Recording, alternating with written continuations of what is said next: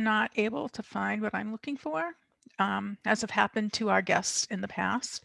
So I will just say that she is the founding director of the Fleetwood-Jourdain theater group. She's written and acted in hundreds of plays, and we are really fortunate and very lucky to be able to have her undivided attention for the next hour and a half. We've scheduled this over a year ago, and I'm really thrilled that she's here. So I'm going to make myself scarce. Gloria, take it away. Hello, hello, hello, hello. Good afternoon. Thank you very much for having me. It is truly a joy to be here. And I'll share a secret right off the bat. As a playwright, the penning of words is far easier for me than voicing them. So I'm using this right now. But anticipating that all of you would be here and interested in playwriting, something I love prompted me to say yes to Wendy and to the Levy Center. Thank you for inviting me. I love the Levy Center. Big shout out to Marla Lampert and Barbara Meyer and our Monday, Wednesday, Friday cardio strength class. It's virtual now, but can't wait until the doors swing wide and we can all work out again in person. So again, when Levy asked, because I've had such a great experience there, I had to say yes, Wendy. My play, North Star, premiered at Chicago's Victory Gardens Theater in 1995. It's set in a small town in my home state of North Carolina. It's a coming of age story. In it, 11-year-old Aurelia faces life-changing choices in the midst of the civil rights era. This drama resonates with today's cries of Black Lives Matter. These were challenging times with many, like today, in the streets battling the systemic racism that still afflicts our country. Aurelia so wants to be part of this important moment in history, but her parents know how dangerous it is.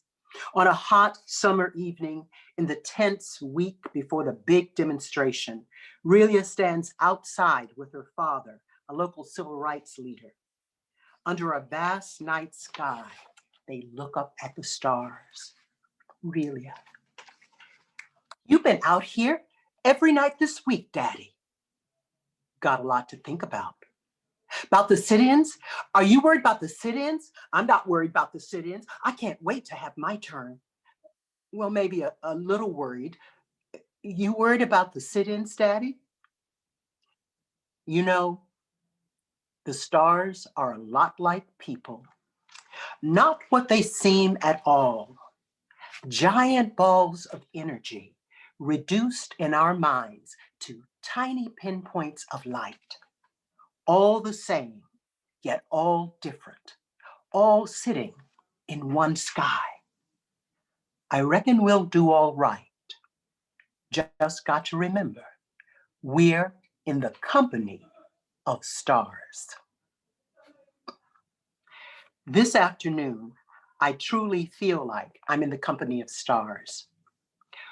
One of the remarkable characteristics of stars is that long after they cease to exist in one spot, their light continues to travel for billions of years over vast distances.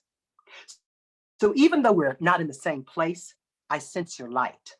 We are brilliant, and our brilliance radiates through time and space, beyond the Zoom walls we've become accustomed to living in. Even in these somewhat dark times, know that we are brilliant. The brilliance of our stories can fill this world with light. And I'm honored to be with you today to explore our power as playwrights. Now, I would love to be in the same room with you to make it a truly interactive workshop. As Wendy said, we talked about this, a year and a half ago when everything was copacetic. but this is where we are now, and I'm glad to come to you through Zoom. I would love to hear you shout out the names of your favorite plays and playwrights and memorable theater adventures. So to honor the power of stars and the magic of theater, let's agree to defy the confines of space. Wherever you are, feel free to shout, whisper, answer back, and engage your body, mind, and heart at any time, because we're talking about power in a pandemic here. If you need to, let folks know you'll be talking out and you're not crazy. Even shouting out, because plays and their creators are worth shouting about. I wonder, are there any playwrights in the house? And if we really were together, I would find that out. Give me an amen if you are. I'm listening through space. Are there any who want to be playwrights? I hope so. How many of you have been in a play before? Directed, designed, built costumes or sets? Who here loves going to plays? Thank you, for without you, there would be no playwrights. As we explore our power as playwrights, we'll talk about what a playwright is. And Wendy asked me to share a bit about my journey as a playwright. We'll also take a super fast crash course in the end in playwriting. I'm talking about, this is the dime, not the dollar tour. Along the way, if you decide to write a play for your church, your synagogue, your mosque, the Levy Center, your family, a classroom, a spaceship, or just a group of friends who want to put on a show, that's fantastic. But most importantly, in this 40 or 50 minutes we'll be together, we'll use the lens of a playwright to look at an amazing unfolding drama that I hope will break all box office records. The drama we call our lives. Not sure there'll be earth-shattering truths along the way, but hopefully reminders of those things that can make our lives great stories. Since this is called Our Power as Playwrights, if you're not a playwright already, I invite you to join me in being one. I'm serious. Now don't get nervous. Theater is about using our imagination. I'll say, Captain Kirk, make it so. For today, simply say yes and you are playwrights. Say it now with me. Remember I said you could shout? I am a playwright. Wendy, I can see you and I didn't see you say it. Let's try it again. Wendy's gonna say it. Here we go. I am a playwright. She's your pseudo person here, I can tell. You either came to this webinar as a playwright or you're curious. So come on, please, one more time. I am a playwright. Okay, she did it this time. To be honest, for a long time, when you asked me to talk about playwriting, I was reluctant because, true confession, I found it hard to say, even in a whisper, I am a playwright. To say I'm a teacher, a director, a mother, a Christian, a wife, a horrible guitar player, no problem.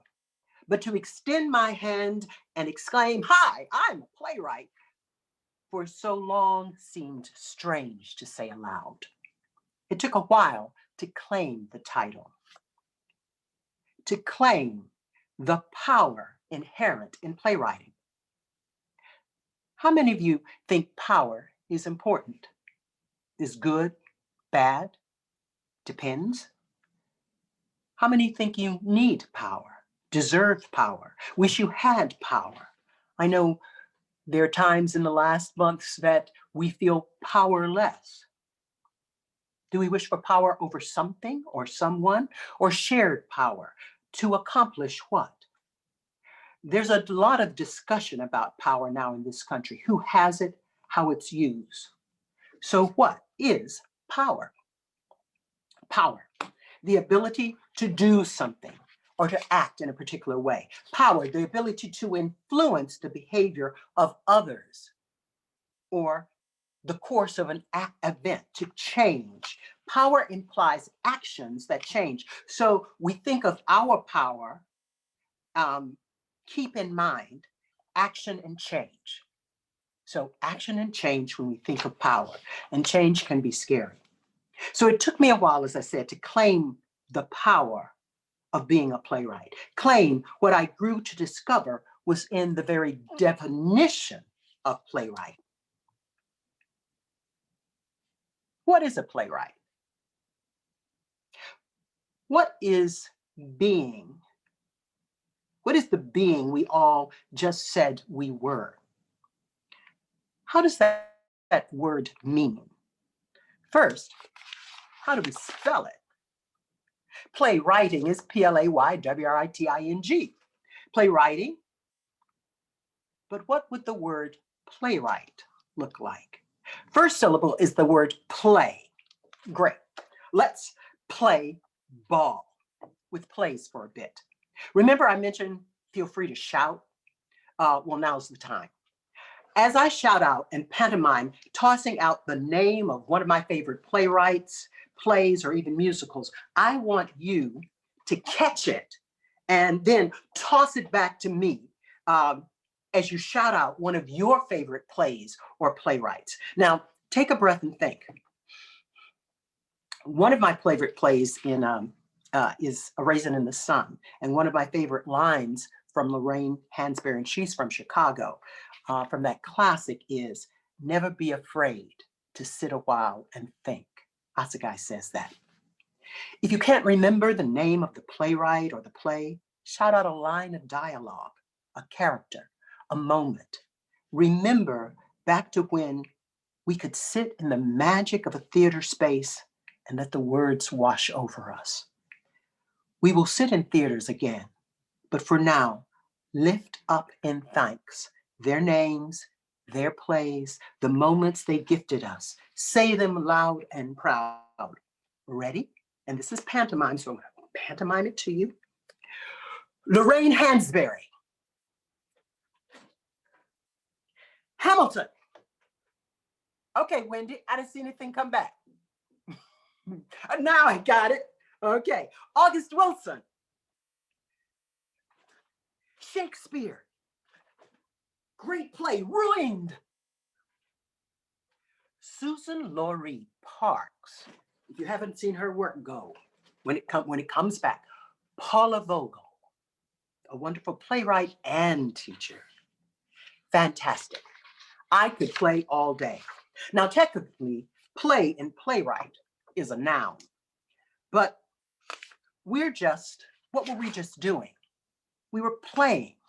So for now on, I want you to think of play in the word playwright, and play what a playwright creates, not as a noun, because nouns are nice, but they kind of just sit there like a lump.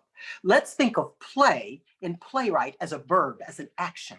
In our minds, how does thinking of a play as a verb, an action word, a doer, open up the word play and playwright? You are a playwright. I am a playwright. Remember you just said I am a playwright? So when you think of yourself as a verb, how does it change your thoughts about yourself? How do you feel when we play? It's alive. It's active.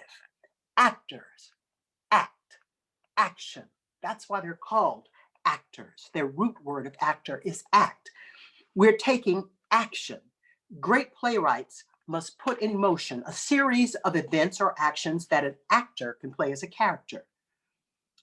An actor playing a character can charm, attack, apologize, advise, confirm, congratulate, duck, frighten, humor, kiss, liberate, motivate, nourish, swindle, thwart, test, tickle, praise, wrestle, inspire, love, encourage, invite. All of them are things we can do. They are actions. And as playwrights, we are creating actions for characters. And if we are writing the play of our lives, we are creating the actions for ourselves.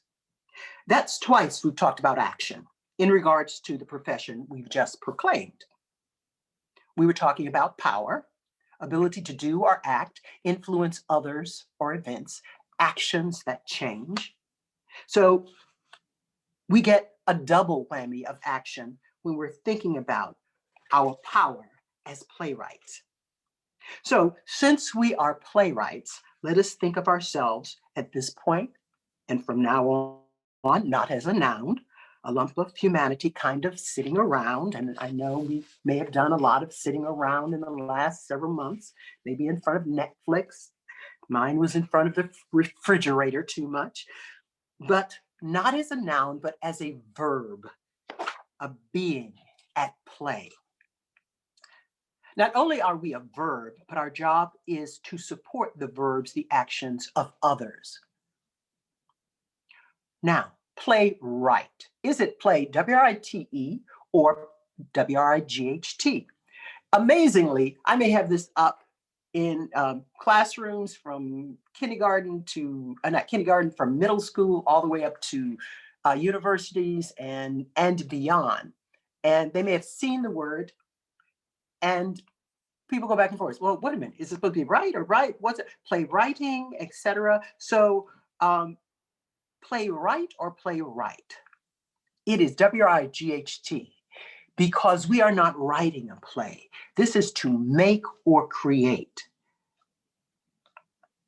W-R-I-G-H-T. It is from the word wrought. So we make or create, like a shipwright makes a ship. A wheelwright makes a wheel. A playwright makes a play or a story. So as playwrights, we don't need a pencil or a typewriter or a computer, because plays are wrought. We make them. Again, a word that implies action. So our job as playwright is to make or create plays or stories. We're not talking about scribbling away, though we do that at times, but that writing comes after the wroughting. We write to capture what we have wrought, and that is story, which we fashion from our hearts, our heads, our souls, our experiences, observation, deep thought, care, and for me, a lot of coffee. We must remember, since the beginning of time, there was story. Cave people, after the hunt, gathered around the fire and told story, told how they hunted, told the adventures of that hunt. They painted it on cave walls and they acted it out. They were making or creating story. Why? To teach and actually to create their civilization, their community, their family, themselves. How many of you can think of a story that your family or friends always tell about you? One of those, remember that time when stories that maybe at one point you might have wished they'd stop telling, but then it has become so much of who you are as a family, you'd miss it if they'd stop. You'd miss a bit of who you are and who they are. Great. So fellow playwrights, let's get to not playwriting, but wroughting. I want you to think of one of those stories and give it a title.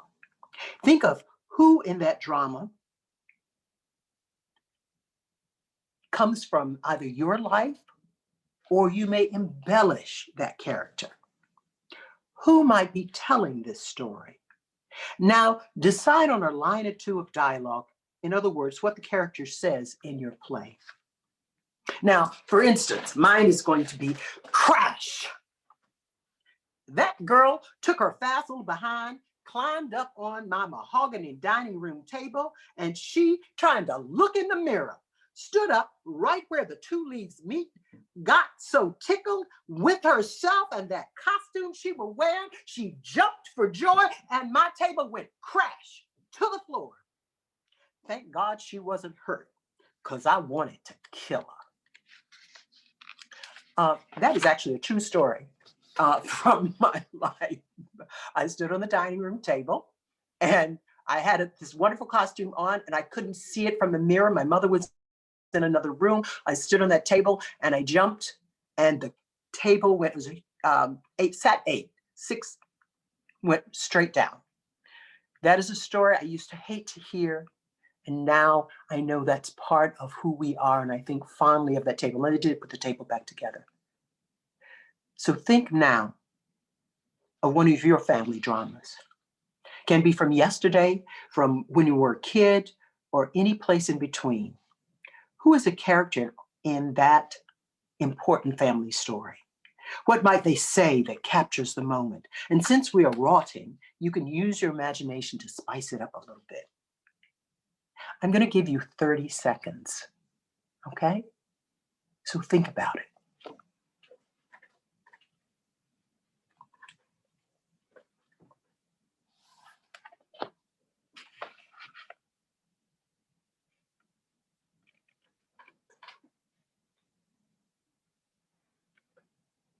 That's about 30 seconds. On the count of 3, we'll say it aloud. Share it with whomever you're with.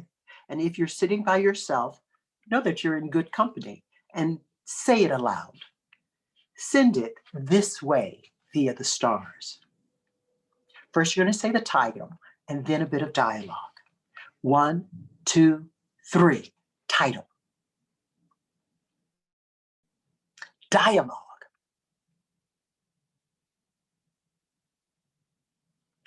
Great. Would love it if you could share them all, but do make sure you tell someone at this point. And if you didn't have enough time, try it later. Title, character, lines of dialogue that bring a story to life. And after a bit of more rotting, you may want to use it as an inspiration for a play and capture it by writing. Our stories define us, define our family, our culture, our country. George Washington and the cherry tree, or George Floyd, I can't breathe, calling for his mother as a cop puts his knee on his neck and squeezes the life out of him. As playwrights, which stories will we tell? Which stories will truly empower us and others? Why? How will we tell those stories? What will the impact be of telling them? How do we separate the truths from crippling lies? How will our stories change us as individuals, as a community of Evanston, and beyond, as a country? What do we want to become? What kind of stories do we have to craft to become what we want to become? We know who we are and often become who we are because of our stories. And gathered here today, I'll tell you, it is important for each of us to lay claim to our power as playwrights, our power to craft the stories that, for better or worse, define us, that make us who we are. Lay claim to the power and the responsibility. We must believe we have the power to create our own stories. Our lives don't just happen. Line by line, day by day, we are in the process of making or creating, among other stories, the story that is us. Us as an individual, us as a family, us as a community, us as a nation, us as a world. And unlike a bad movie, at the end of it all, if it's a bad story, there are no refunds. So why not make our story great, powerful, kind, challenging, loving? Dear fellow playwrights, we're in some amazing company. I can feel you stars, all different and in so many ways the same. In praise of playwrights, playwright Gary Garrison, who was for over a decade the executive director of the Dramatists Guild of America, He confirmed that as playwrights, you've been given a gift. You're a wordsmith, a word warrior, the brilliant developer of the dramatic idea. You have the ability to create whole, intricate, dimensional worlds and to people them with infinitely interesting, complex beings in such a way that folks here on this tiny planet will smile wide with recognition, burst at their seams with laughter, to sink low in their chairs with great sadness. You have the glorious ability to make entire groups of people think. Think about their lives, their loves, their relationships, their histories, their politics, and to take an action, a real action, because of something you question, say, show, demonstrate, or illuminate. Yes, we have the ability. How are we using it? Over the years, the lessons I've learned on my journey as playwright and lover of plays have informed and continue to inform my life. Now, I've loved plays for a very long time. I clearly remember my first play at Adams Kindergarten. Every year, Miss Adams wrote a play for graduation. Now, we were only 3, 4, 5, and 6, but it was a big deal. Every year, the whole neighborhood came. Even if you didn't have a child in kindergarten, folks came to see, what's Miss Adams going to do this year?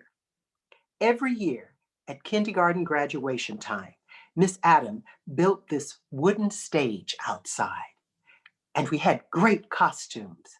My first role was the little lost angel. Now, I don't have a picture of that. I wish I did. I'm the little girl in the red dress. That was a different year. Oh, we did Around the World. That was the year of Around the World. My mom had these fantastic white satin wings with real feathers that she made me when I played the angel. My one line was, I'm a little lost angel. The play had something to do with me getting back to heaven, and I made it. Mrs. Adams started my love for drama because theater wasn't anything you did to get rich or famous. She taught by example. Theater was an event that brought a community together to tell, to hear, and to appreciate story. Ms. Adams understood the importance of story, that theater, drama, and most importantly, life is about creating great story in community. Parents made costumes, helped build the stage. We all gathered, and without saying it, knew gathering for a story was important. Fellow playwrights, we must remember theater is collaborative. Our plays, our lives will be stronger if we realize we don't have to do it all by ourselves. Even in this time when many of us are sheltering in place, we have the ability, if we take action, to create community, to reach out with a Zoom or a call or a letter or a card, to call someone who might miss the next Levy talk and say, I'm going to watch, let's talk about it afterwards. Maybe there's someone you don't know really that well, but would benefit from connecting. We need to use story to help us broaden our communities. Again, that word action. The action of reaching out to form community because of story. Now, though for many years I was reluctant to call myself a playwright, to claim that power, I've written plays for a long time. The first time I can really remember writing a play was with Miss Perrin, my 4th grade teacher. She said, we need to write a play. She smiled and added, a play about the Greeks. Then she empowered all of us. Who wants to write it? My hand shot up. Back then, I was one of those kids with the spring-loaded arm. As a question, ask a question, and my hand flew up and waved like a flag in a windstorm. Maybe because at that age, if we're lucky, we believe we can do anything. We say yes, and we figure it out later. Not only did I write our fourth grade masterpiece. I directed it, and along with other students, we dragged sheets and pots and all manner of scenery from our bedrooms and our parents' closets. Mrs. Parham's classroom was in creative chaos for weeks. The cloakroom was our backstage. From there, we could make entrance from two sides. Now, I couldn't tell you all about what that play was about, but I know it was about something important. About the Greeks, yes, and something greater than the Greeks. In fact, it was about a teacher saying, we need to write a play. To truly understand who those Greeks are, who anybody is, we need to embody them within story. To understand people and cultures beyond our own, we need to actively engage in story, their stories. When was the last time we watched a drama from another culture, in another language, that we maybe didn't understand, but watched and observed and questioned and questioned and questioned and questioned us out of the protective bubbles of thought and creation we have become comfortable in? I'm not Greek, and there's much discussion about cultural appropriation.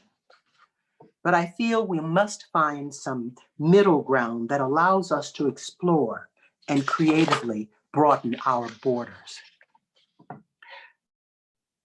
Whatever calling myself, without ever calling myself a playwright, I continued down the path of we need to write a play.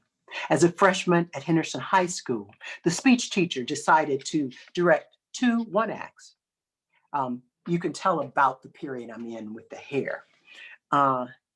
He cast all the white students in one play and all the Black students in another. The play the Black students were in was a Spanish play called Sunday Cost 5 Pesos. Nice play, but in a newly integrated high school with few or no Latinx students, when I'm Black and I'm proud was the hot slogan, maybe not the most astute choice. The next summer, the 2 same theater teachers wanted to use those plays and the same 2 casts to begin a community theater. When the Black students asked, why can't we write a play about us? Why can't we do a play about us? The very blonde teacher said, I don't know any. None. Now, it's not that there weren't Black plays, but getting a hold of them was difficult in a small town when bigotry often limited publication and availability for works of art by people of color. And there was no internet. Even though we liked both teachers, the Black kids kind of walked out. We were a dejected and disgruntled band who sat slumped at the picnic tables by Kerr Lake. We still had a burning desire to do a play. And at one point, one of the teens said, we need to write a play. Perhaps because I was one of the oldest, all of maybe 16, and it penned that great Greek masterpiece. They all turned to me. Ever experience when we becomes you? Again, with help from this renegade band, I started to write and direct it. At first, during these tense political times, the adults expressed real concern. They wondered what this bunch of Black teens were up to. But we were committed. We researched poetry, fiction, history, and scrounged costumes, props, music, and sets. We convinced Miss Adams to let us use her backyard by the kindergarten and rehearse outside in the grass. We had no money. Great theater doesn't always take money. But finally managed to talk our old elementary school principal into lending us the auditorium. Gradually, the community came around and we gathered costumes and music and lights, took them down to the school. And at the end of that summer, on what was both our opening and our closing night, the community, our community, packed that auditorium. Our play began with African dance, took us through slavery, beyond 2 world wars, and ended gloriously with "to be young, gifted, and Black." The audience rose to their feet and cheered. We were so proud as we took our bows at the end of Who Am I? A play about us. That moment reinforced what I learned in kindergarten about theater. The power of playwriting brought to life was rooted in community. And though we might learn, as we did in Miss Parham's class, that plays opened up their other cultures in a remarkable way, we understood one of the powers of being a playwright, of making a play, is that it could help us to find who we are, young, gifted, and Black. In 1978, one of the two first Black students at Chatham Hall, an amazing girls' boarding school, I continued acting and directing. As the years passed, for various reasons, I continued to write plays, often out of need, often when someone says, "We need a play. We need someone to write a play," either mine or someone else's. At Northwestern, that's a picture of me as a cherub playing Hecuba in a Greek drama. See, it all comes around. And later, for over 3 decades, as a middle school drama teacher at Chute Middle School, go Eagles, I continued because we needed plays. And there were a host of passions that needed to be addressed. As founder and first director of Evanston's Fleetwood-Jourdain Theater, I'm proud that after 40 years of Fleetwood, under the direction now of the wonderful artistic director Tim Rose, the theater has continued with the help of the dedicated community of Evanston and the city of Evanston, continued to celebrate African American stories. My first equity production was North Star at Chicago's wonderful Victory Gardens Theater, where I was one of the 12 original members of the Playwriting Ensemble there.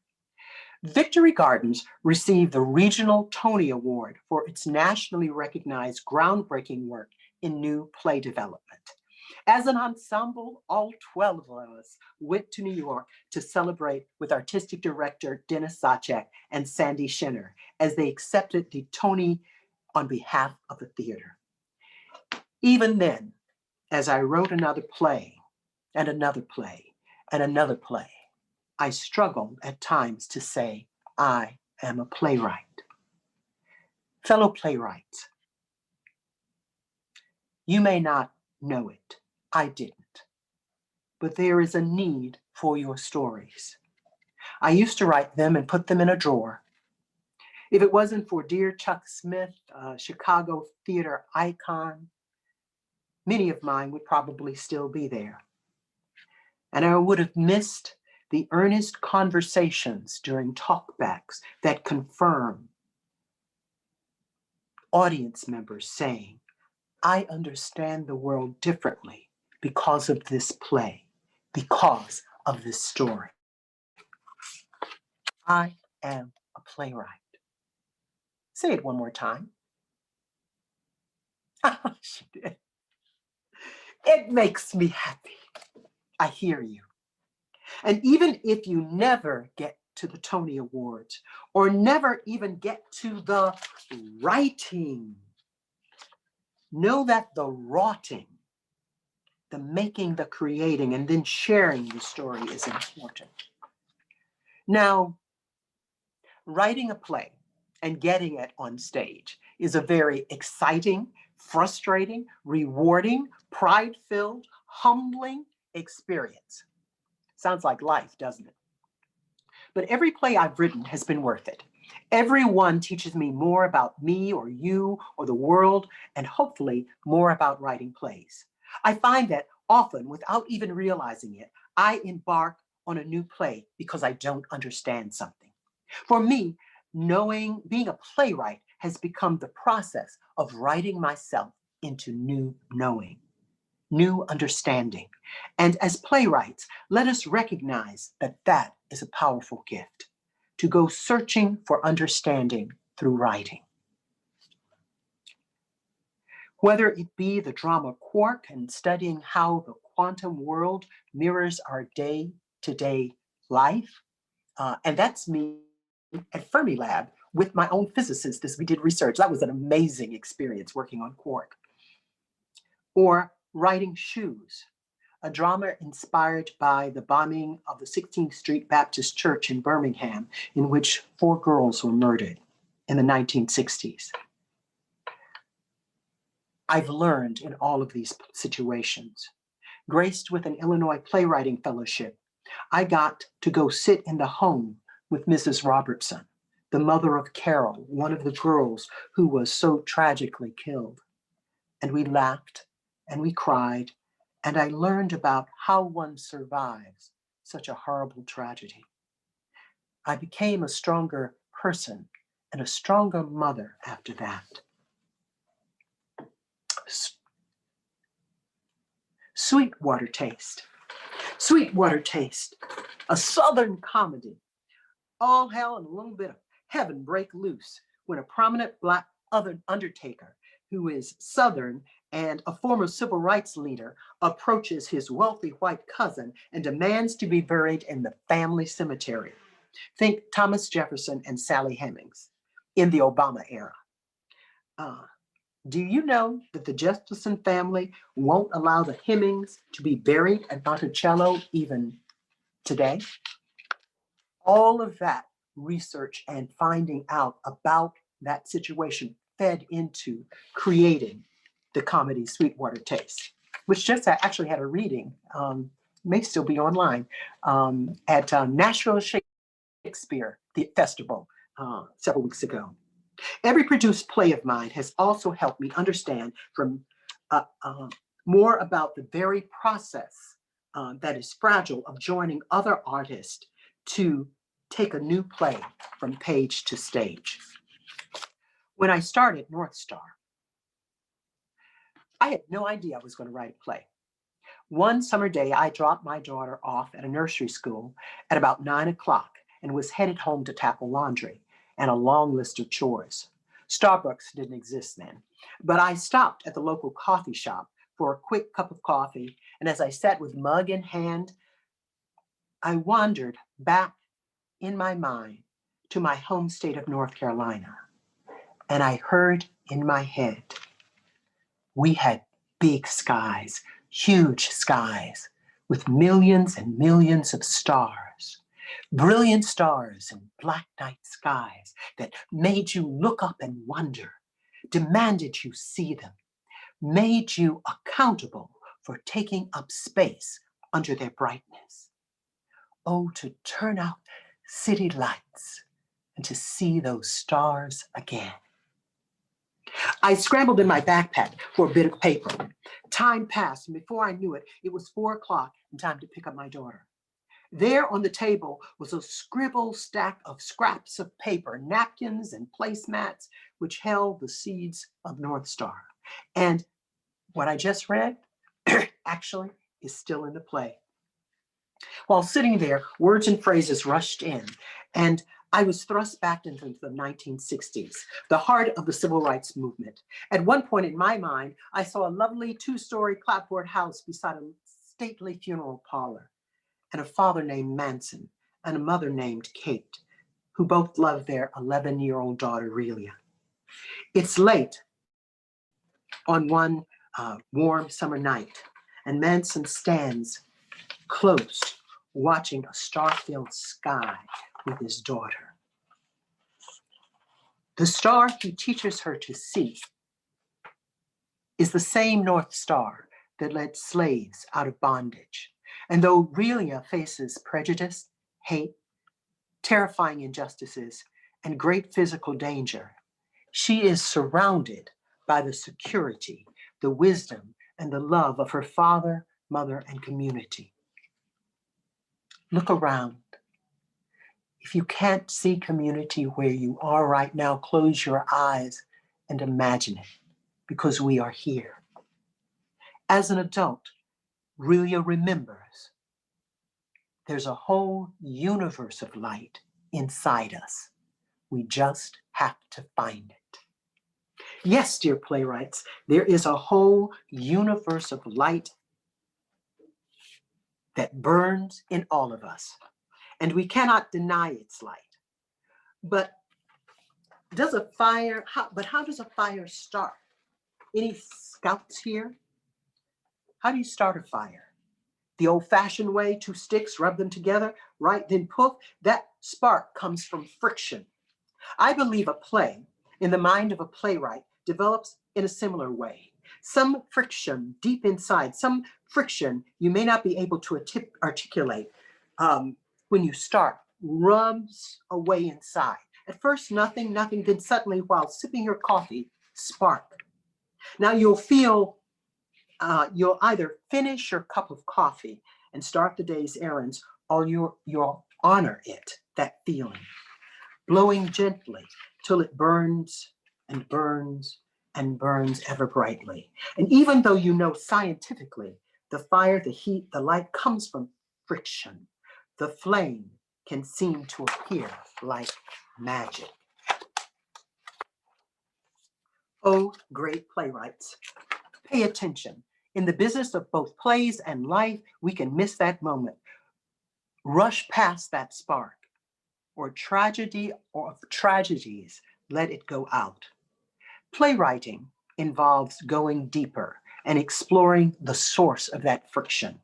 In the drama of our lives, there will be moments in which we feel a spark ignite in us.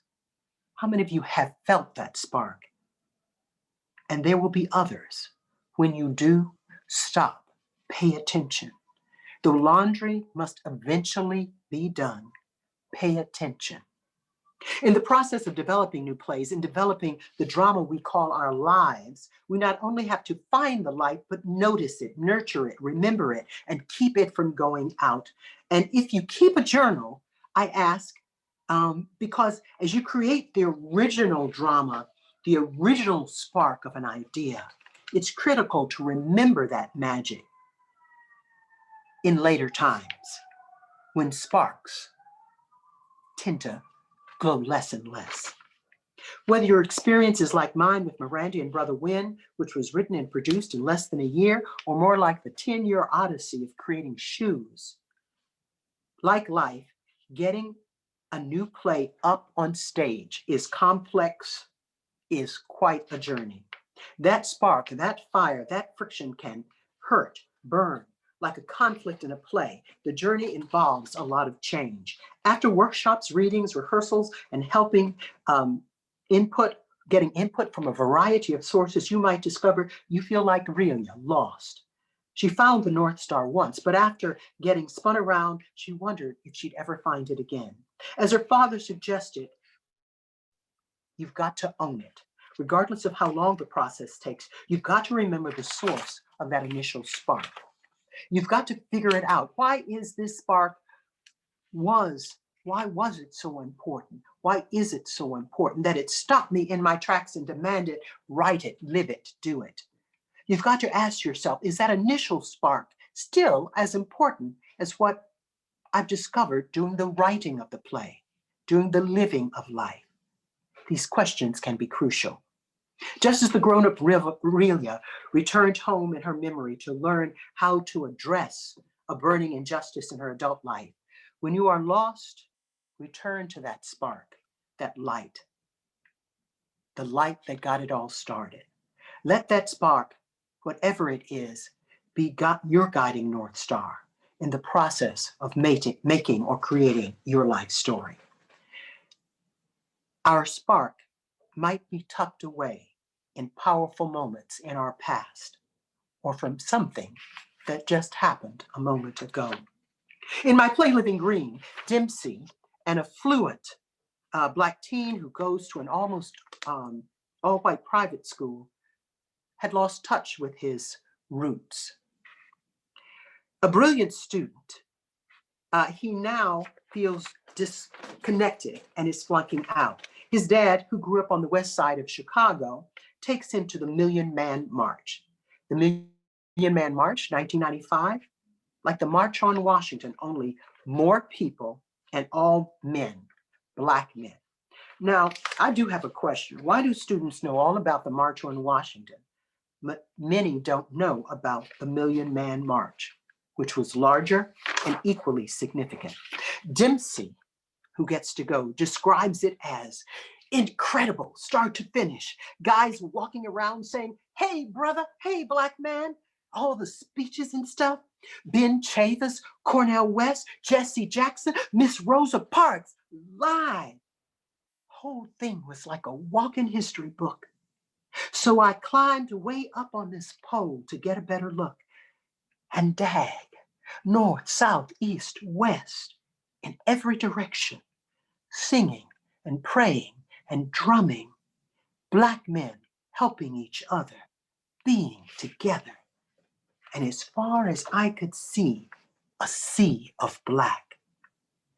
For the first time in my life, I felt like I could see me.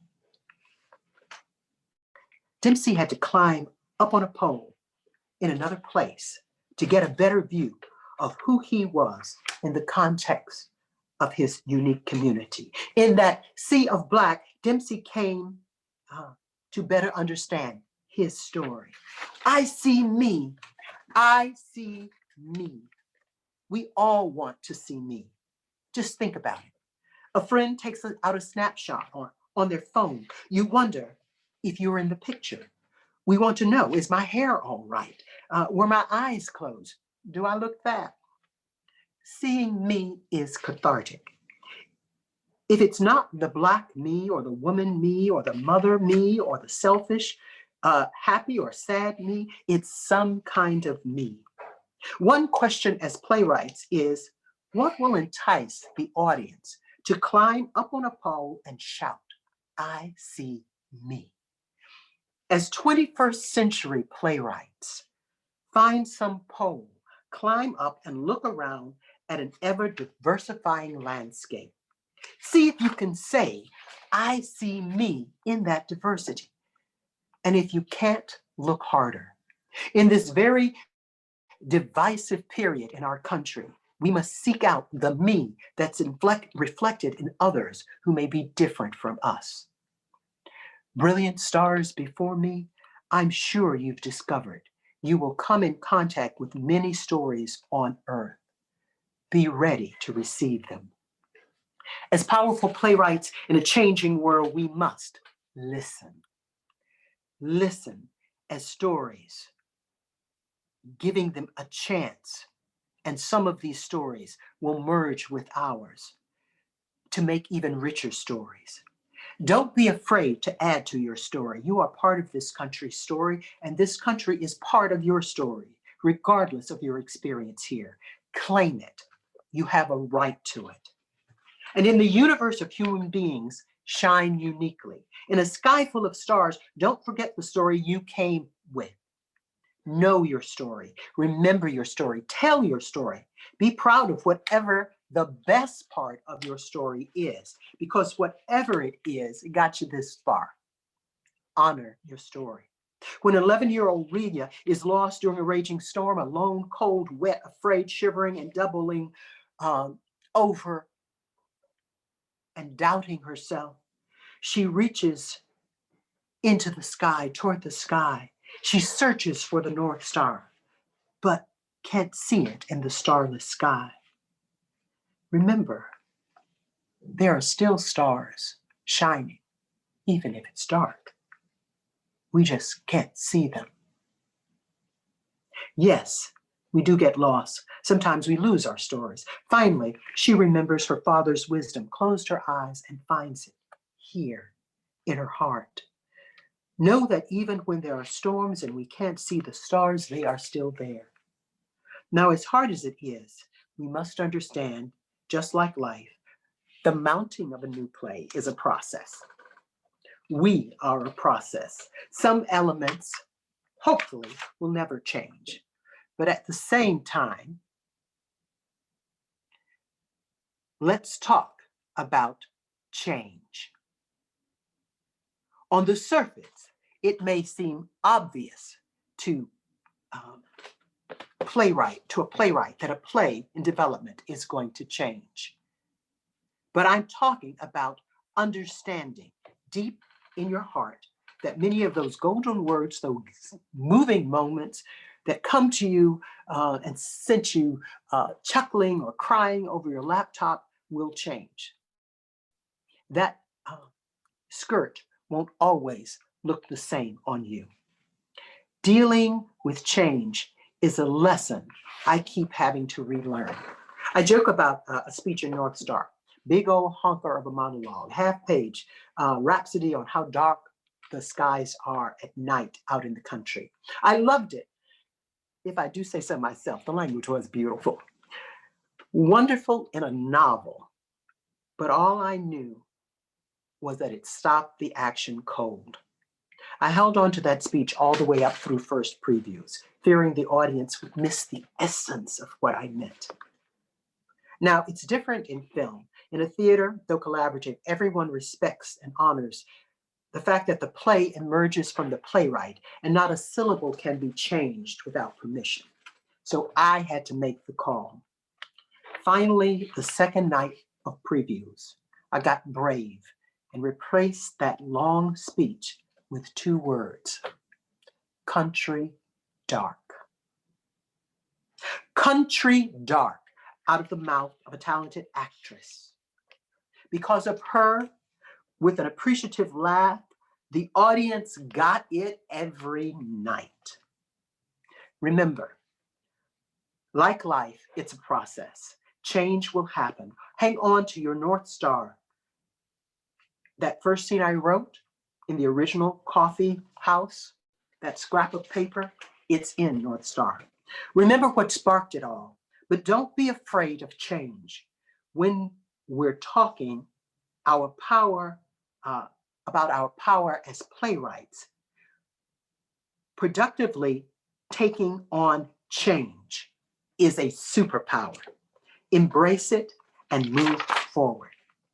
And as you move, pick good people and trust them, actors, directors, designers. This is a collaborative process. As for me, it's been a long time since I sat in my 4th grade classroom writing the Greek play. I now proudly wave my hand in the air to say, I am a playwright. So to wrap up this afternoon, as promised, a crash course in playwriting. I'm going to go very fast because I know we're close to time. Our power as playwrights, a playwriting crash course. Join me one more time. I am a playwright. So let's think like a playwright. Write means what? To make or create. How? Ask questions and make decisions. The future and a blank page can be scary, but find it where? Here. Trust that inner voice.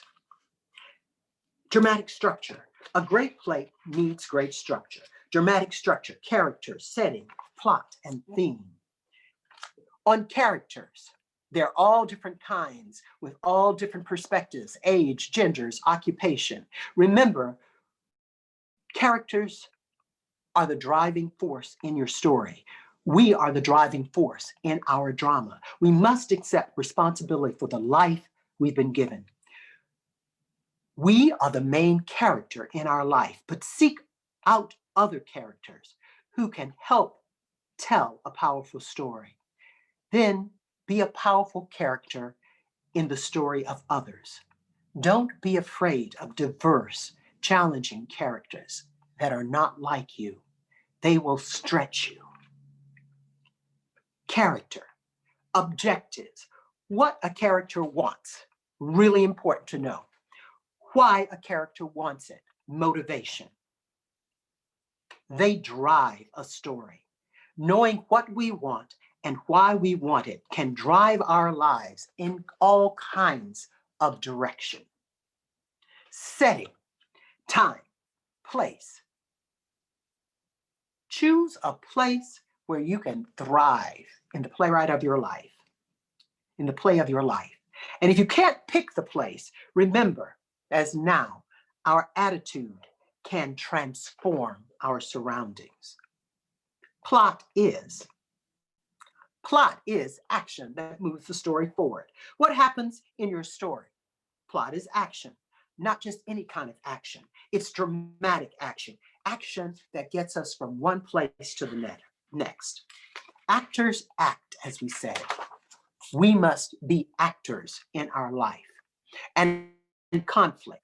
I'm talking conflict, okay? A great story has conflict. The bigger the conflict, the better the story. How we handle conflict determines how we grow and change, can break us or make us stronger. If the conflict in our lives that brings us into a deeper relationship with others, that we seek comfort for, guidance, and solutions. Deal with the conflict. Can't ignore it. Face it. And that's how we resolve our stories, our mini stories in our life. Finally, theme, the main idea, message. What does it mean? Theme is a big idea. In other words, the play is over. Stage goes dark. House lights come up. In the end of the story, in the end of our story, at the end, what does the playwright want you to understand? What is the message as we wrap up each story in our lives? Since in the play of our lives every day, we must be conscious of the characters, seeking plot and themes as we actively write our great story. And there can be revising and rewrites. Oh, great playwrights, making and creating the rest of your lives. In short, there are many ways to write a great play. There will be as many ways as there are stars. And fellow playwrights, a few parting thoughts. Focus, directing the audience's attention to what is important. What is important? That's a really important thing for playwrights to decide, both in life and in a play. There is the power to change your mind. You see as many crossouts there. Determine what's important, determine if you need to change, and change is an action. Don't forget the power of delete. What do we need to get rid of so our story can move forward? There are all different kinds of plays. There are comedies, tragedies, dramedies, 10-minute plays, 1-minute plays, one acts, devised plays, children's plays, so many. Use your powers to write many. We'll have to get together sometimes and talk about them. I am a playwright. Every day we face the blank page. Every day we get to fill it with something new. Make it great. At the end of North Star, Aurelia teaches her young daughter, look up. See a universe of stars. There really is a North Star. We just have to find it. There, here. Fellow playwrights, claim your power as a playwright, as a maker of stories. May you create stories filled with light. May you shine. And may you always be blessed to live in the company of stars. Thank you.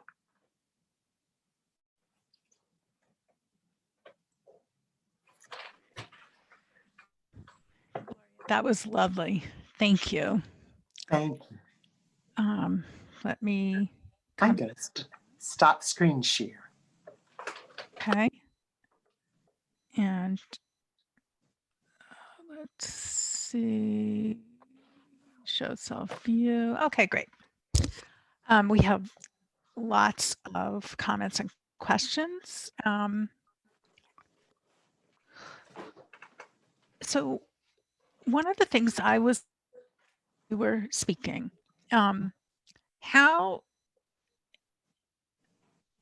if you have a story inside Mhm. that you want to share, how do you decide whether to pursue a screenplay, a play, a book, or some other format? I think looking at the medium, um, plays take place in a confined time period in a physical space where people come together. And plays are action.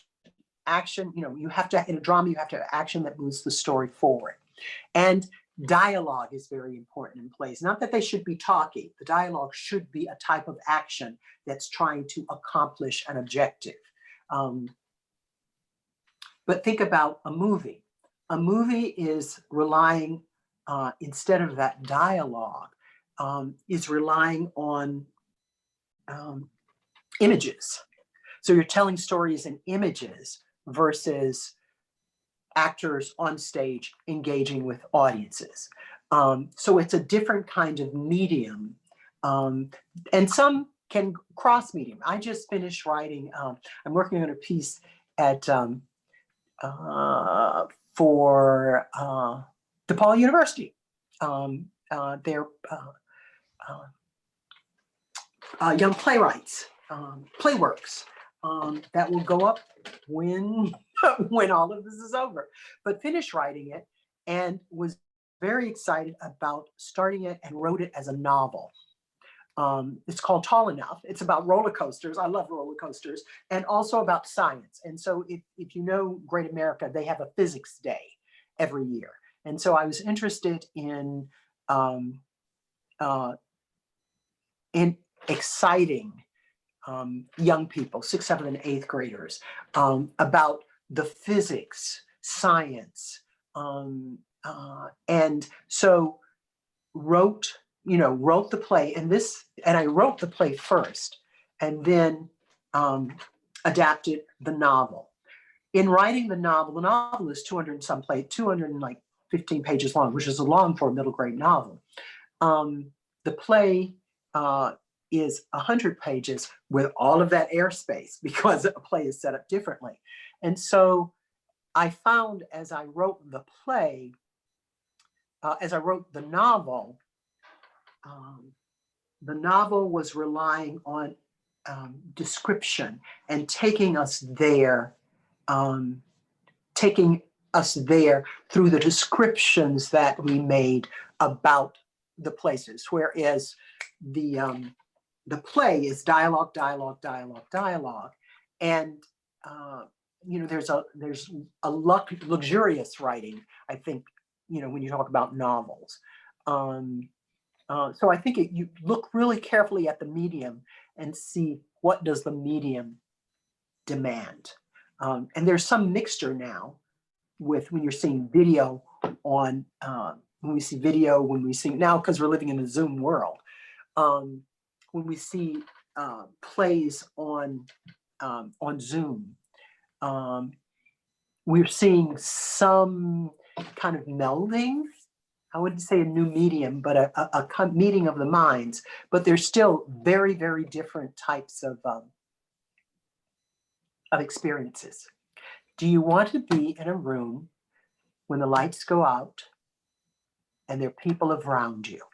If that's going to warm your heart, start writing a play. Okay. If you're writing a movie, a lot can change, and you may not be part of that change, to be perfectly honest with you. I hope that kind of addressed, Yes. Okay, let me get to some of the comments. Jill says, bravo, Gloria. You inspired my daughter when you were her drama teacher at Enid says, bravo. Audrey Dittman, thank you. A wonderful presentation. Catherine says, thank you. That was wonderful. Thank you so much. Okay, let's see.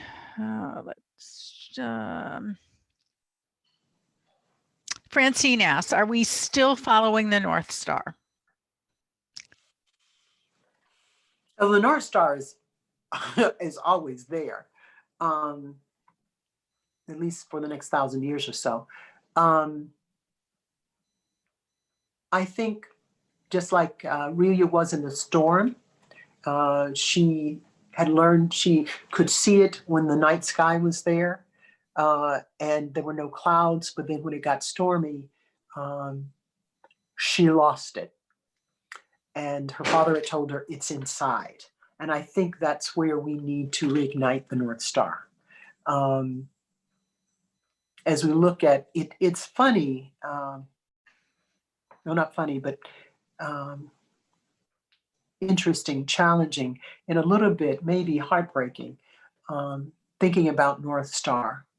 I wrote it in 1995, and this is 25 years later.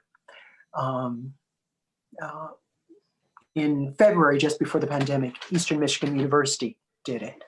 We're at Brigham Young University. We're in the midst of doing, in February, we're doing a reading that I'm actually directing of North Star, because it's so topical. And so I guess sometimes as a playwright, you want to write a play and you want them to live forever.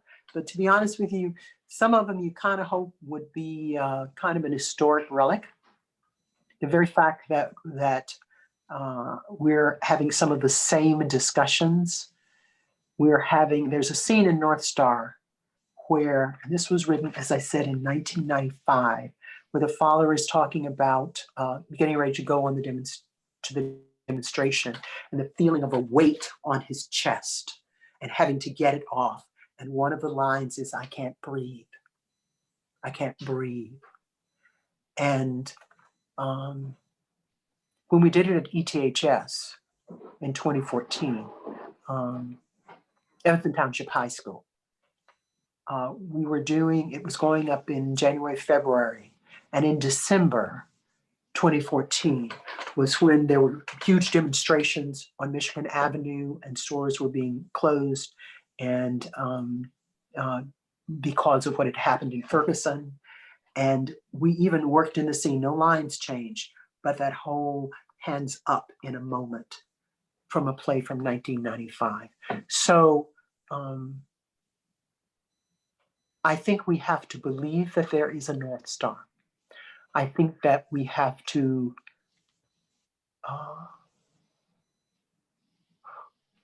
work and not just assume that it's there. And yes, I believe there is a North Star. I believe we have, as insane as some of the situations we have seen have been in the last year. We saw hundreds of thousands of people across the world in the streets saying, "George Floyd, no, this can't happen again." And so there seemed to be a somewhat different tenor, not that there haven't been demonstrations before, but I think if we stop believing in the North Star, there will be no North Star. So I think we have to believe. And I think, and yes, I say yes, because I know young people. I know some young people who will just do it. They will lead us. And there's some ones that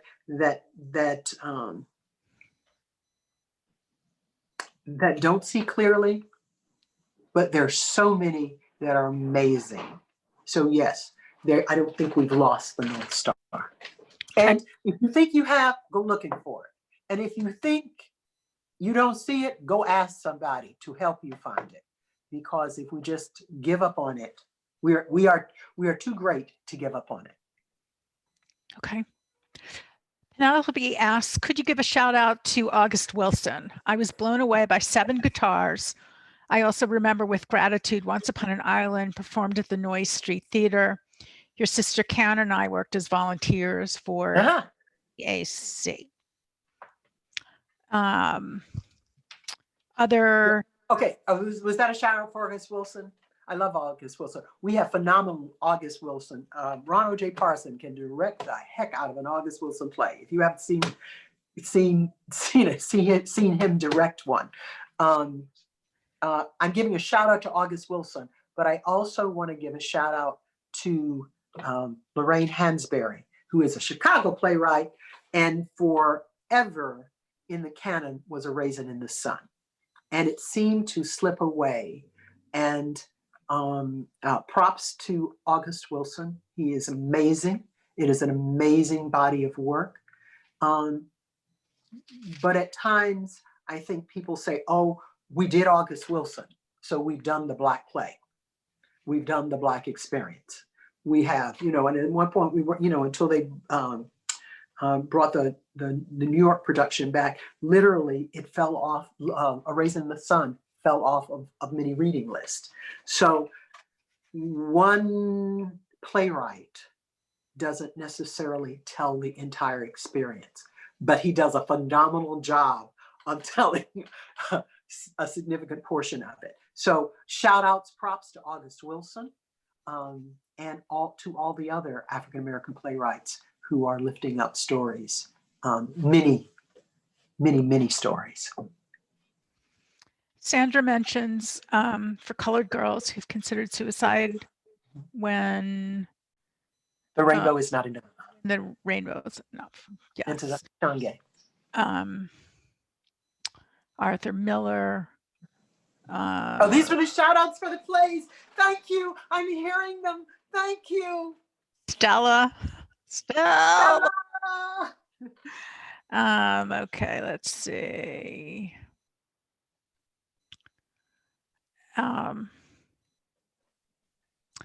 I heard recently that Shakespeare was meant to be spoken and read aloud, not read the way you would read a book.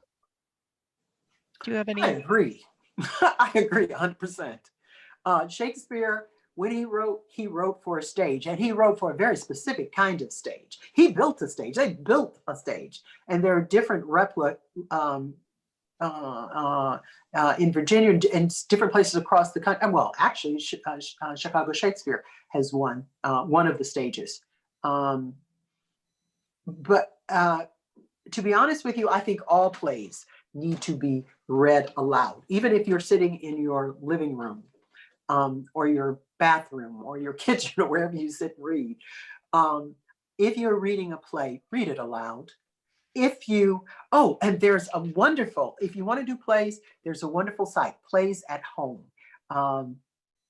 When the pandemic struck in March, different theaters reached out and commissioned playwrights to write plays that people could do in their homes.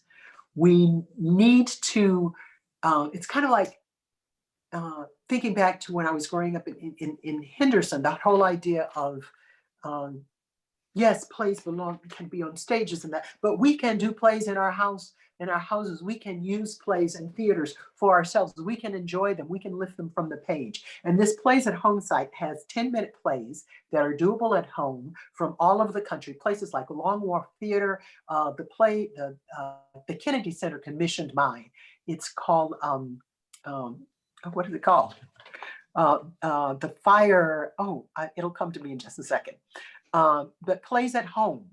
And so I would say, yes, take that Shakespeare and even if you stumble a little bit, play with it and then keep its delicious language in the mouth. And the other thing, it's meant to be up. A lot of Shakespeare is the play of it, meaning not just the play on the words, but an action that goes with.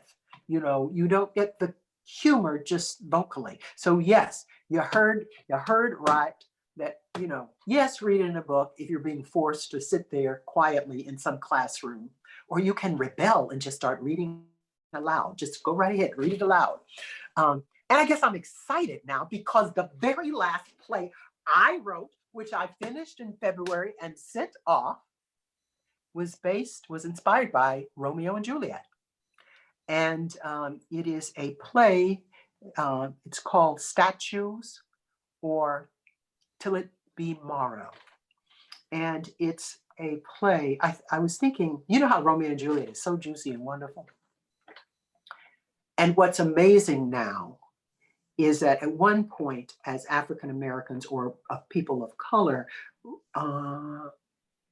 there was sometimes the request of as an actress doing a Shakespearean role, but not bringing their whole selves, their history, thinking that, you know, a director might think, well, yes, we have a person of color, but it is an English play, it is a Shakespeare play, it's London, etc. So, but now there is a coming of understanding that when we bring our whole selves, all of our history, that character becomes richer and Shakespeare becomes richer. So for a long time, I'd been thinking about the idea of Romeo and Juliet has all this juicy language, all this juicy dialogue, all this, you know, it's just a good play. And once you get over 30, you're not going to be Romeo and you're not going to be Juliet. So I thought about what would it be like if an older person had that language in their mouth. And so the play is based on a couple who had done Romeo and Juliet in high school. And then decades later, in their 50s, the woman Marguerite comes back to this small southern town because to wrap up the family house. And there is a Black Lives Matter demonstration going on in this tiny town.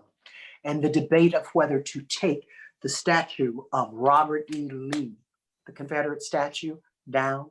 There's much controversy over this statue. And actually, these are two plays that melded in my mind because for a long time I wanted to write a play called Statue. And it worked on Lampour, but it hadn't had time. And then I wanted to write the Romeo, and somehow they merged in my mind. So the play takes place in the small southern town. The town's conflict or the event is whether they should take the statue down. The town is divided. She had left, Marguerite had left, because when they did Romeo and Juliet, it was the beginning of integration. And there was a young whippersnapper director from the North came down and he wanted to do a radical. So he cast it with a white Romeo and a black Juliet. And it tore the town apart completely. And she left to go to school and rarely came home. So this 50 years later at this statue with Black Lives Matter ralliers on one side and essentially the White Citizens Council, they only call it the Citizens Council, rallying there, they see each other again. And they begin to quote Shakespeare.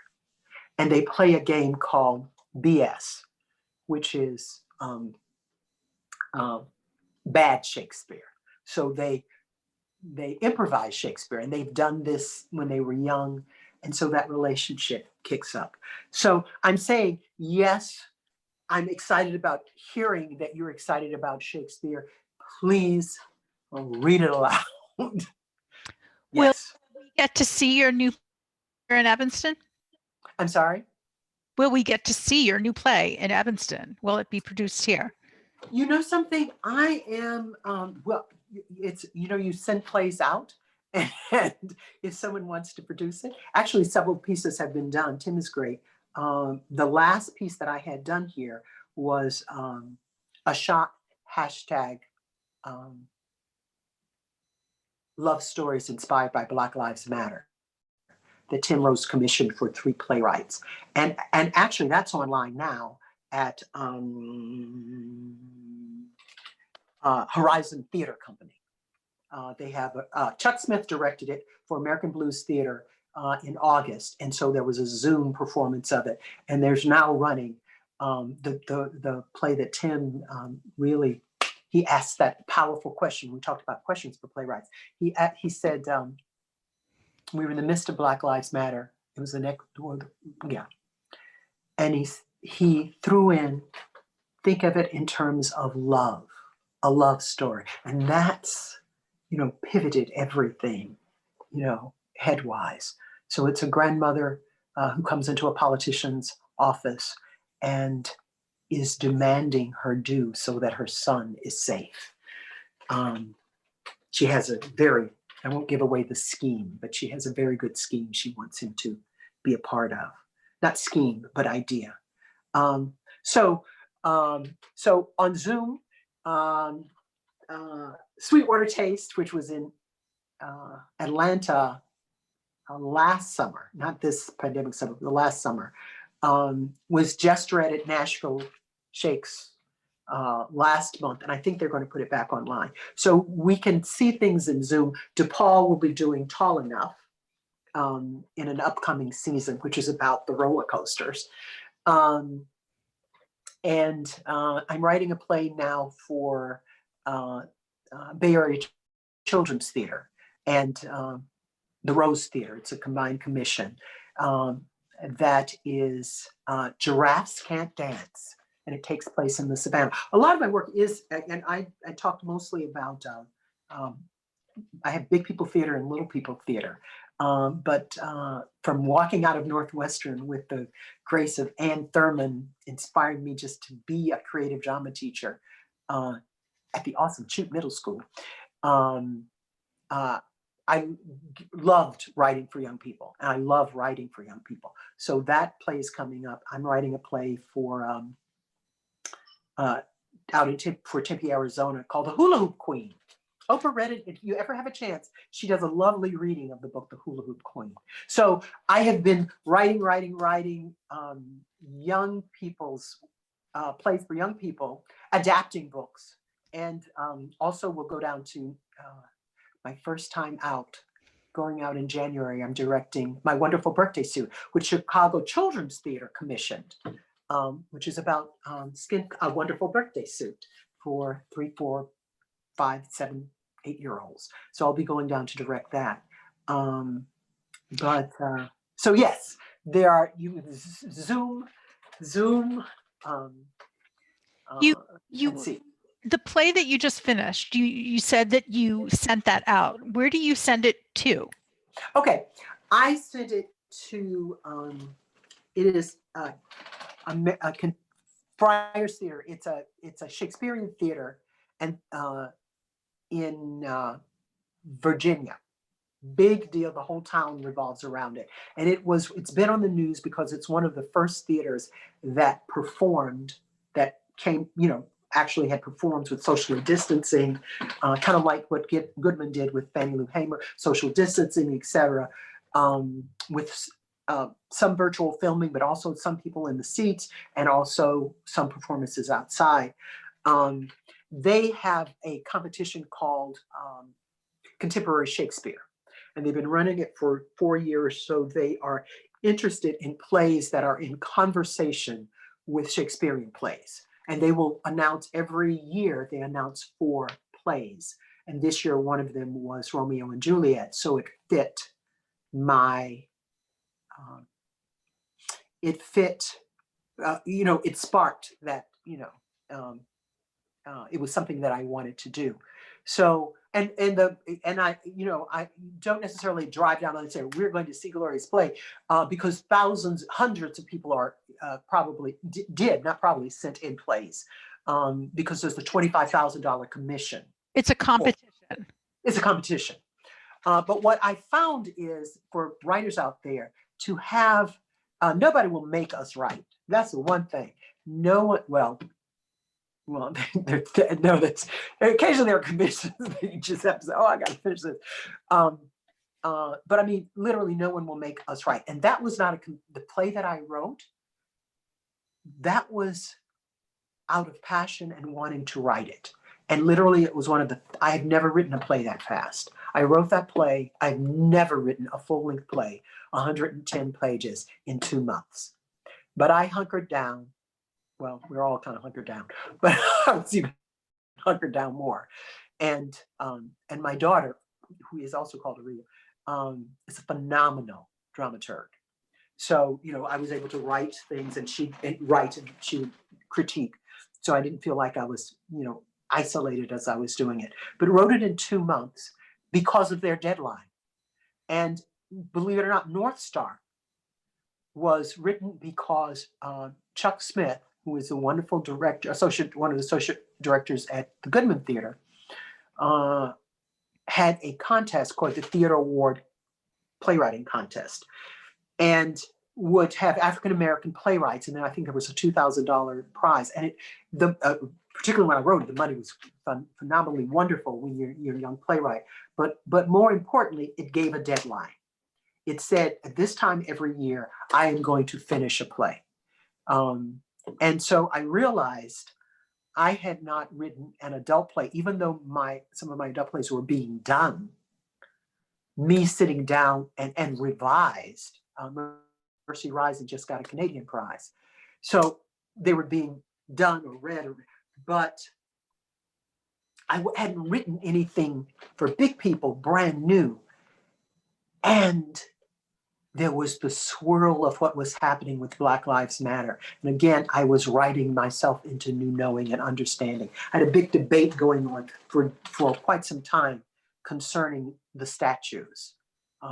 You know, do statues, when we take down statues, what do we replace with them? When we take down, how far do we go taking, you know, do we take down a Thomas Jefferson building? Do we, how do we, and many of those statues were put up as a false narrative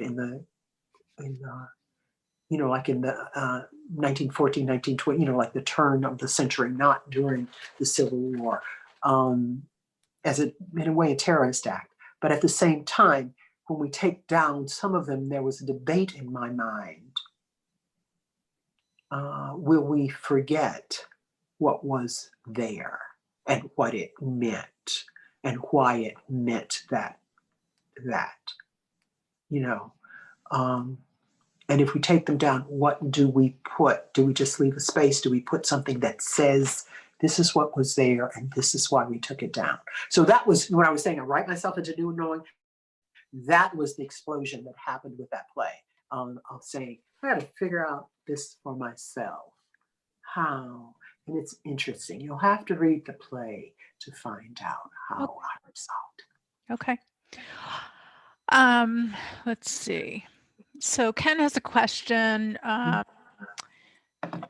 Sharing what you've learned. The scene you read reminded me of so many plays in which a character in a conversation, it's a trope that is one of the play's themes.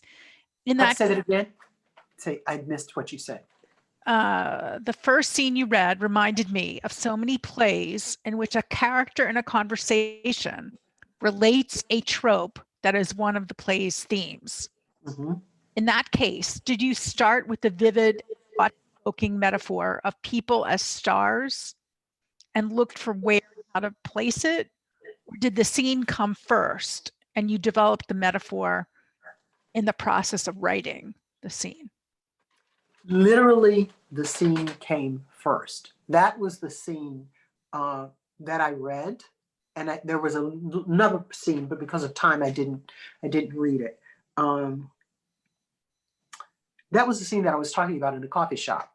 That literally, I dropped my daughter off at child care center in the summer when I wasn't teaching. I was headed back. There was a coffee shop downtown Evanston. I stopped. I was saying, oh gosh, I got to do laundry and all this stuff. And started writing. And part of that opening scene is on the back of a placemat. And I went up to the barista, you know, and said, do you have anything? I don't even know whether I had a pen. It may have even been his pen. But so for me, generally, I hear characters talking. And a lot of times I may not understand why my head is having this conversation. So literally what I read pretty much was what I heard at that point. Okay. Now, later on, when a a college was reading. This was after North Star had been produced several places and people were reading. Somebody was analyzing it. And you know something, it never struck me. I can be dense. It never struck me that I was a Black mother with a 9-10-year-old daughter who was going to an integrated school at the time when there were some tensions and trying to work out how to be a Black mother to a Black daughter. Those two things in my mind were totally separate. And then they became, when somebody pointed out, I said, oh yeah, I guess that's why I wrote that play. It's like writing for children. I've taught for decades. And many of my plays have, professional adult plays, like North Star is an adult play. I mean, it is, there's lynching, there is the demonstrations, there is language that is hurtful. The first line is nigga in the play, which was in 1995, was not something that you heard on stage, as well as stars. So all of that came to me. And then for me as processing, it's writing it into finding out what the story, writing until I find the story. I fell in love with the characters. The characters were talking to me. And then at a certain point, it's once the story is down, sitting back and looking at it with all those things of that we were going through in the crash, and a lot we didn't go through in a crash course in playwriting. Is the structure right? Are we, So I don't think, well, no, I can't say people write plays in different ways. For me, frequently, an image like the statues will become a metaphor for something. But I don't necessarily set out to write it that way. It sounds a little bit like a form of psychotherapy. You know something? I think I'm not crazy because I think that's helpful. No, I meant it in a good way. You're absolutely right. I think I am not crazy. Think about, like you're working things out in your, yes. And this is your creative process. And I think it's great that you have that gift to do it. It is, and hopefully it is helping other people. I mean, to me, that's the important part of playwriting. And also being able to reach out and go. I mean, to have gone to Carol Robertson's house in Birmingham and to sit. I mean, and that was great. I have been so graced as a playwright with different opportunities. And all playwrights, use it as declare yourself a playwright and let it open doors for you. Go to someone and say, I'm writing a play on, could I come in and sit and watch you? Because, she let me, I mean, she and Spike Lee had just done the movie about the four angels. And when I called down, someone was, somehow Carol Engstrom's number came to me. And I called one night and she said, the mothers have said they don't want, it is a done discussion. We have the movie, et cetera, but she said, I'll ask. And she asked, and Mrs. Robertson said yes. And so I had a grant from Illinois, from the state of Illinois, and I went down, and that whole idea of being able to sit in her home, and my daughter was 11 then, and I didn't write the play. I didn't write the play for 9 years afterwards, because it was just a grace. And when she talked about, because the play is called Shoes, and I'd written a significant part of the play, and there was a scene about the shoes, and it came from a poem about after the bombing, not one of the mothers searching through the rubble, and they can find the shoes. It's a famous poem, and then she says, "Baby, where are you?" And so the premise of the play is, there's a song, I got shoes, you got shoes, all God's children got shoes. When I get to heaven, going to put on my shoes. Well, what if you were blown up, got to heaven, and didn't have your shoes? And so when so I'd written a significant part of the play, and then, went down for the interview, and the shoes scene was in there, and it was called Shoes. And then she told me about that day. I mean, we talked about a lot of other things, but she told me about that day. And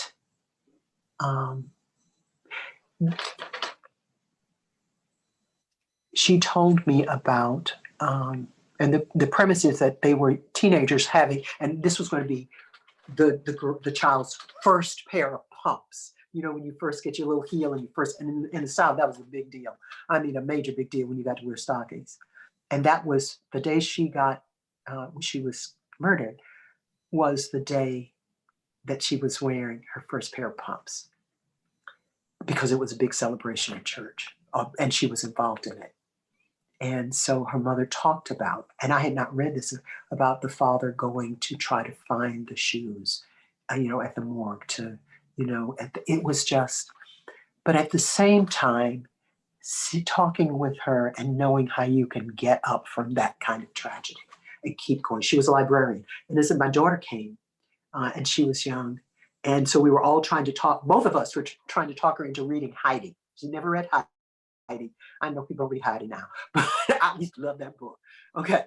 And so we're both, and she was like, we were trying to, so it was one of those wonderful moments of just learning from another mother. And there is a Carol Robertson daycare center in Chicago. So sometimes she would come up, she would come up, and, she passed. And she sent me a beautiful Christmas card that said, "Keep Christmas." It was green, and it said, "Keep Christmas all year long." It was a poem. I forget who wrote the poem. So having those kind of experiences are as cathartic and are as informative. And yeah, I guess, psychologically, because sometimes, as I said, a lot of times I don't know what I'm trying to work out, but the characters start talking. There's one, Mercy Rising, Privacy. A teenage basketball star jumps the fence of a physicist and steals apples. And I thought it was a certain kind of play. And after it had a reading in Bangor, Maine, and Tim did a reading here, so one with a wonderful cast, as it emerged, I realized it was, and with feedback from other people, I realized the play was about privacy, about people jumping fences. And in a world when we have Facebook, when we have all of these ways that can intrude. I mean, there's a line about, there is the expectation of privacy doesn't exist anymore. Facebook, Google has enough money to buy your soul and sell it back to you on an ad. So that whole idea of dealing with a range of issues is, yeah. So yes, it is. It is. So I cry, I weep, I laugh, just in my room. Okay. Linda asks, do the actors usually interpret the characters the same way you intend? I know you give descriptions like age, gender, occupation, but the actor also interprets the character. One of the joyous things, as I said, about theater is it is collaborative. And when someone was asking about reading Shakespeare on a page, the expectation is that an actor is going to perform it. And sometimes it's hard, and sometimes they have radically different, because you have these characters living in your head maybe, well, the last play wasn't that long, but maybe for years, and you've been hearing them, and they've been just, in having tea in your head, and then someone comes and has a different tone, different height, different, just a whole, but as a playwright, and especially after having written quite a few plays, one is able to know that you're going to give it over. You're not giving over the play. They can't change the lines, but they have so much to bring. The play that I was talking about with North Star, that long hunking monologue, literally it was over a half page. Gorgeous. Aura, oh, what is Aura's last name? Is it Aura Carter? Was the actress who was playing, no, Jackie Williams, who was playing, phenomenal actress. And I kept holding on to that monologue, and Dennis said, you need to look at that. The artistic director and the director, you need to look at it. The director, you need to look. But I love the respect in Victory Gardens for new plays and playwrights. And no one would take a line or even presume to do that. But nudging you along, because it is a collaborative, you want to get the input from other people. Finally let it go. And it was an actress who made that work with 2 words, because she could bring everything to it. Shoes. There was a scene that was long, and there was a good sized monologue that Aura had in the end when they found the shoes. And I was like, it's not quite working. We knew it wasn't quite working. So I cut it one night early on in previews. And Aura came on and she made a sound. And that completely did the play. That completely did that scene. No writing necessary, everything that had been taken out. She accomplished it in a gesture and a sound. And even in the reviews, I think it was Richard Christian who reviewed that play. He talked about the sound she made. So yes, things change, and be open to change. But at the same time, that's what I was saying, know what is at the core, know what is the spark, because things can change very rapidly in previews and when you're trying to get a new show up, and you can break a show. It is good to work with places like the Victory Gardens or whatever that know what new play development, but you can break a good play. You can break it in the rush or the panic or the changes if you lose sight of what the play really is. But yes, be open to actors, be open to designers.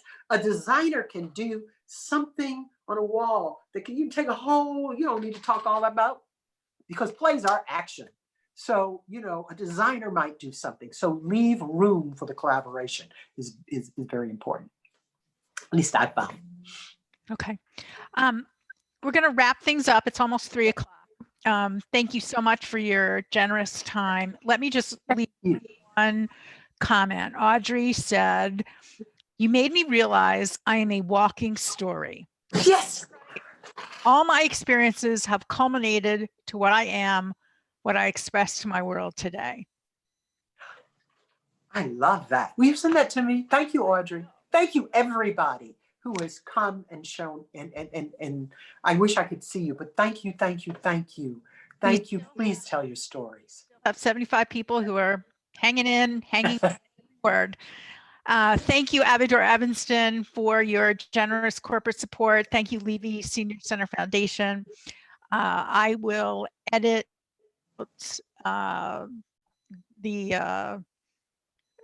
the beginning part of the webinar where I was forgetful, and then it will be up on YouTube within a day or two. So thank you so much. And thank you, Wendy. You all don't see all the behind scene that Wendy has to do to get this up in a Zoom type of world. So thank you very much, Wendy, too. My pleasure. It was such a pleasure and an honor to have you for this period of time, and just to get some insights as to your creative process. It's just really amazing. So, all right. Next week, we have Annette coming to talk about Beethoven. It's, I think, Beethoven's 500th birthday or some big birthday. Obviously, I'm not reading from notes, but she will have a wonderful discussion, and it will include music as well. So I'm pretty sure that's next week, because I know we wanted to make sure that we left some space for the holidays. Yes. Ode to Beethoven. Okay, everyone, have a great week. Stay safe, wash your hands, stay away from each other, and all right, take care. Bye-bye. Thank you.